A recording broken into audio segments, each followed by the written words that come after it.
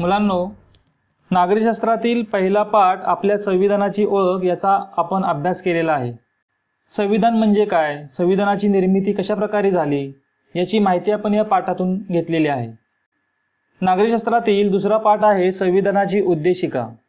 भारतीय संविधानाची जी उद्देशिका आहे ती आपल्या सर्वांच्या परिचयाची आहे. आपल्या प्रत्येक पाठ्यपुस्तकामध्ये पहिल्या पानावरतीच आपल्याला ही उद्देशिका पाहायला मिळते आणि ही उद्देशिका आपण शाळेमध्ये रोज परिपाठाच्या वेळेला देखील म्हणतो. परंतु ह्या संपूर्ण उद्देशिकेतील प्रत्येक शब्दाचा जो अर्थ आहे तो अर्थ आपल्याला या पाठातून अभ्यासायचा आहे. मागील पाठामध्ये आपण काय काय शिकलो? संविधान म्हणजे राज्यकारभाराचे नियम स्पष्ट करणारे एक महत्त्वाचे दस्तऐवज आहे. संविधान सभेने भारताच्या संविधानाची निर्मिती केली. संविधानामुळे आपल्या लोकप्रतिनिधींना कायद्यानुसारच राज्याचे व्यवहार करावे लागतात. संविधान हा आपल्या देशाचा मूलभूत आणि सर्वश्रेष्ठ असा कायदा आहे. कोणताही कायदा करण्यामागे काही निश्चित उद्दिष्ट किंवा हेतू असतात. ती उद्दिष्ट किंवा हेतू स्पष्ट केल्यानंतर सविस्तरपणे कायद्यातील अन्य तरतुदी केल्या जातात. त्यांची एकत्रितपणे थोडक्यात व सुसंगत रीतीने केलेली मांडणी म्हणजे प्रस्तावना होय. या प्रस्तावनेला उद्देशिका असं म्हणतात आणि उद्देशिकेलाच भारतीय संविधानाची प्रास्ताविका किंवा सरनामा असं देखील म्हटलं जातं. उद्देशिका ही आपल्या संविधानाची उद्दिष्ट स्पष्ट करते. म्हणजे आपलं संविधान निर्माण होण्यामागे उद्दिष्ट काय होतं, संविधान कशासाठी निर्माण करण्यात आलं हे आपल्याला या उद्देशिकेतूनच स्पष्ट होते. आपण सर्वजण भारताचे नागरिक आहोत. आपणा सर्वांना एक देश म्हणून काय मिळवायचं आहे हे उद्देशिकेत सांगितलेले आहे. यातील मूल्य, विचार आणि हेतू उदात्त असे आहेत. ते कसे प्राप्त करायचे याविषयीच्या सर्व तरतुदी संपूर्ण संविधानातून स्पष्ट केलेल्या आहेत.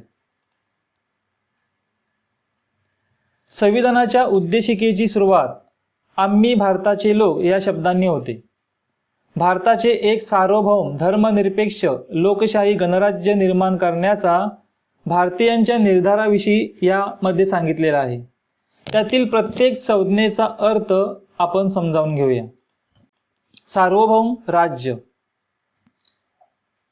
भारतावर बराच काळ ब्रिटिशांची राजवट होती आणि 15 ऑगस्ट 1947 रोजी भारतामधील ब्रिटिशांची राजवट संपली आणि आपला देश स्वतंत्र झाला. भारताला सार्वभौमत्व प्राप्त झाले. आपण आपल्या देशात योग्य वाटतील असे निर्णय घेण्याचं स्वातंत्र्य आपल्याला आहे. एखादे राज्य परकीय नियंत्रणाखाली नसणे असा सार्वभौम या शब्दाचा अर्थ होतो.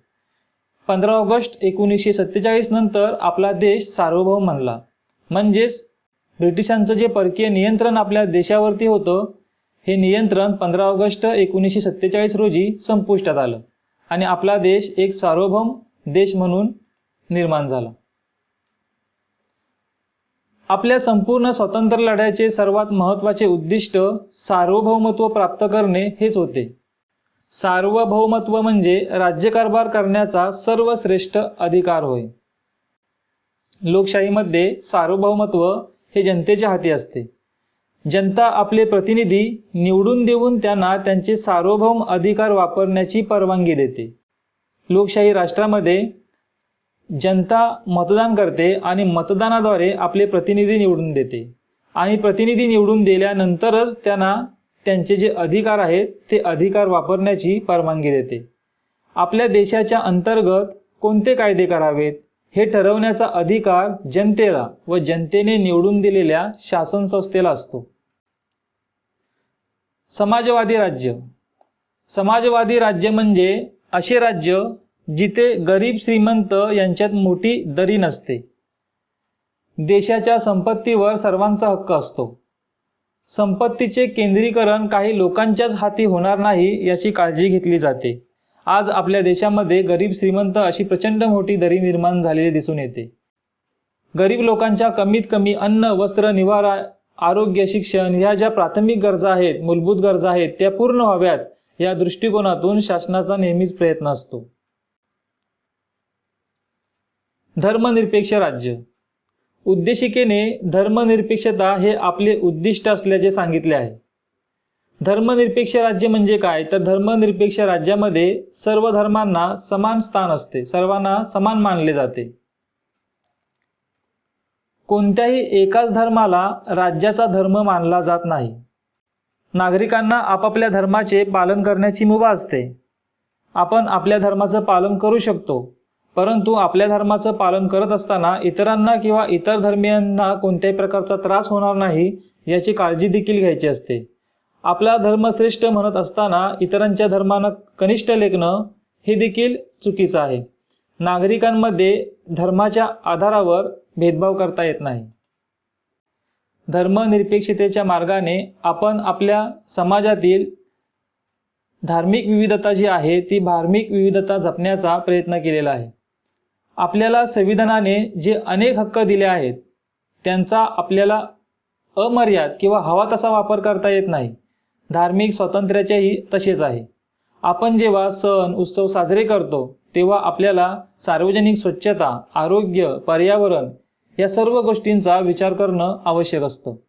म्हणजेच धार्मिक सण उत्सव मग ते कोणत्याही धर्माचे असोत, त्यामुळे सार्वजनिक स्वच्छता, आरोग्य आणि पर्यावरण याला कोणत्याही प्रकारचा धोका निर्माण होणार नाही याची प्रत्येकाने काळजी घ्यायची असते. लोकशाहीत राज्यकारभाराची सत्ता लोकांच्या हातामध्ये असते. त्यांच्या इच्छेनुसारच सरकार निर्णय घेते आणि धोरणे आखते.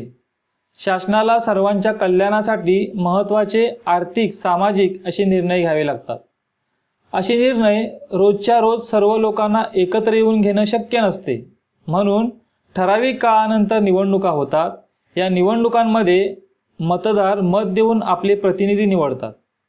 निवडून आलेले प्रतिनिधी संविधानाने निर्माण केलेल्या संसद, कार्यकारी मंडळ अशा संस्थांमध्ये जातात. संविधानानेच नमूद केलेल्या किंवा सांगितलेल्या प्रक्रियेने संपूर्ण जनतेसाठी ते निर्णय घेतात. अशा प्रकारे लोकशाही राज्यामध्ये कारभार चालत असतो. आपल्या देशामध्ये लोकशाहीबरोबर गणराज्य पद्धती आहे. गणराज्यात सर्व सार्वजनिक पदे लोकांकडून निवडून दिली जातात. कोणतेही सार्वजनिक पद वंश परंपरेने येत नाही. राष्ट्रपती, पंतप्रधान, राज्यपाल, मुख्यमंत्री, महापौर, सरपंच यासारखी सर्व पदे सार्वजनिक असतात. या पदांवर विशिष्ट वयाची अट पूर्ण करणाऱ्या कोणत्याही भारतीय नागरिकाला निवडणूक लढवून जाता येतं. राजसत्ताक पद्धतीत ही पदे वंश परंपरेने एकाच कुटुंबातील व्यक्तींकडे जात होती. आता इथे एक चर्चा करण्यासाठी विषय दिलेला आहे. माझे कुटुंब यावर दीपाने काय लिहिले आहे हे आपण वाचूया. लोकशाही म्हणजे केवळ निवडणुका नाहीत. माझे आई बाबा घरातले सगळे काम एकत्रितपणे करतात. त्यात आमचाही वाटा असतो. परस्परांशी बोलताना आम्ही शक्यतो न भांडता बोलतो. भांडलो तरी लवकरच ते मिटवून परस्परांचे म्हणणे ऐकून घेतो. आजी आजोबांनाही कोणताही बदल करायचा असेल तर त्यांना विचारले जाते. अनुजाला शेतीच्या अभ्यासात संशोधन करायचे आहे. तिचा निर्णय सर्वांना आवडला. दीपाच्या घरात लोकशाही पद्धत आहे अशी तुम्हाला वाटते का? लोकशाहीची कोणती वैशिष्ट्ये या परिच्छेदामध्ये आढळतात? आता आपण लोकशाहीची वेगवेगळी वैशिष्ट्ये अभ्यासली. या ठिकाणी दिलेल्या विषयामध्ये प्रत्येक वाक्याचा जर आपण विचार केला तर त्या ठिकाणी वेगवेगळ्या प्रकारचं वैशिष्ट्य त्या परिच्छेदामध्ये दडलेलं आहे. त्यावर तुम्ही चर्चा करा आणि त्या वैशिष्ट्यांची नोंद करा. उद्देशिकेने सर्व भारतीय नागरिकांना न्याय, स्वातंत्र्य, समता या 3 मूल्यांची व त्यानुसार व्यवहार करण्याची, कायदे करून ती मूल्य प्रत्यक्ष व्यवहारात आणण्याची हमी दिलेली आहे. या मूल्यांचा अर्थ आपण समजावून घेऊ. न्याय, अन्याय दूर करून सर्वांना आपल्या प्रगतीची संधी मिळवून देणे म्हणजे न्याय होय. सर्व लोकांचे कल्याण होईल या दृष्टीने उपाययोजना करणे म्हणजे न्याय प्रस्थापित करणे होय. उद्देशिकेमध्ये न्यायाचे 3 प्रकार सांगितलेले आहेत. ते प्रकार आपण पाहूया.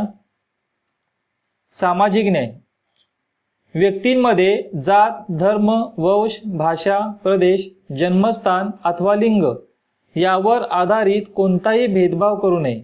सर्वांचा दर्जा माणूस म्हणून सारखाच असतो. आर्थिक न्याय.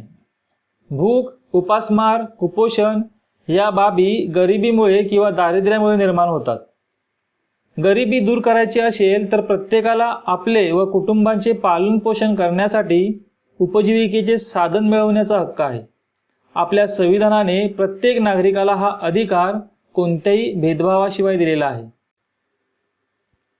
राजकीय न्याय. राज्यकारभारात भाग घेण्याचा सर्वांना समान हक्क असावा म्हणून आपण प्रौढ मतदान पद्धती स्वीकारलेली आहे. त्यानुसार वयाची 18 वर्षे पूर्ण करणाऱ्या सर्व नागरिकांना मत देण्याचा अधिकार आहे.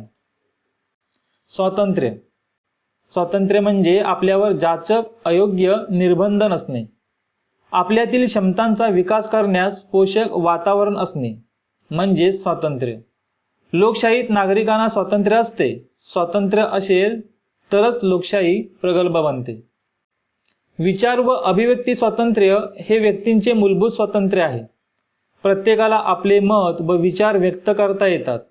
विचारांच्या देवाणघेवाणीने आपल्यातील सहकार्य आणि एकोपा वाढतो व त्याचबरोबर एखाद्या समस्येच्या अनेक बाजूही आपल्याला समजतात आणि त्या समस्येवरती उपाययोजना करण्याविषयी देखील आपल्याला चर्चा करता येते, त्यातून मार्ग काढता येतो.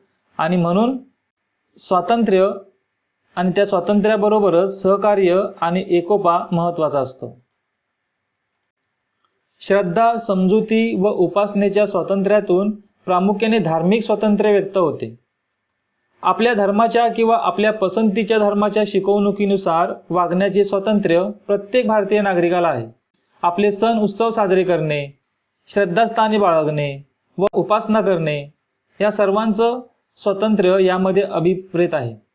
आपले सण उत्सव साजरे करणे, श्रद्धास्थाने बाळगणे, त्यानुसार उपासना करणे याचे स्वातंत्र्य यामध्ये अभिप्रेत आहे. उद्देशिकेने भारतीय नागरिकांना दर्जा व संधी याबाबतीत समतेची हमी दिलेली आहे. जात, धर्म, वंश, लिंग, जन्मस्थान इत्यादीवर आधारित कोणत्याही प्रकारचा भेदभाव करता येत नाही. माणूस म्हणून सर्वांचा दर्जा समान आहे. उच्च, नीच, श्रेष्ठ, कनिष्ठ असा भेद न करणे म्हणजे समान दर्जाची हमी देणे. उद्देशिकेने संधीची समानता महत्त्वाची मानलेली आहे. आपल्या विकासाच्या संधी सर्वांना प्राप्त होतील त्या उपलब्ध करून देताना कोणतेही भेदभाव केला जाणार नाही असं उद्देशिकेमध्ये स्पष्ट केलेलं आहे.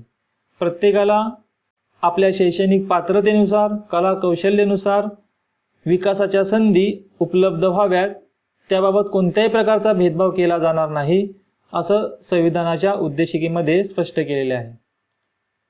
स्वातंत्र्यासंबंधी काही विधाने खाली दिलेली आहेत, त्यावर तुम्ही चर्चा करा. सण उत्सव सार्वजनिकरित्या साजरे करताना काही नियम पाळावे लागतात.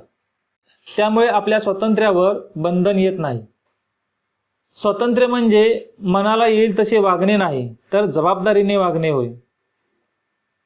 ही जी स्वातंत्र्यासंबंधीची वाक्ये दिलेली आहेत त्या वाक्यांमधून नेमका आपल्याला काय अर्थबोध होतो यावर चर्चा करा आणि त्या वाक्यांचा अर्थ समजून घ्या. संविधानाच्या उद्देशिकेत एका अगदी वेगळ्या आदर्शाचा किंवा तत्वाचा उल्लेख केला आहे. तो आदर्श किंवा तत्व म्हणजे बंधुभावाची निर्मिती करण्याचं उद्दिष्ट आणि व्यक्तीची प्रतिष्ठा जपण्याची हमी.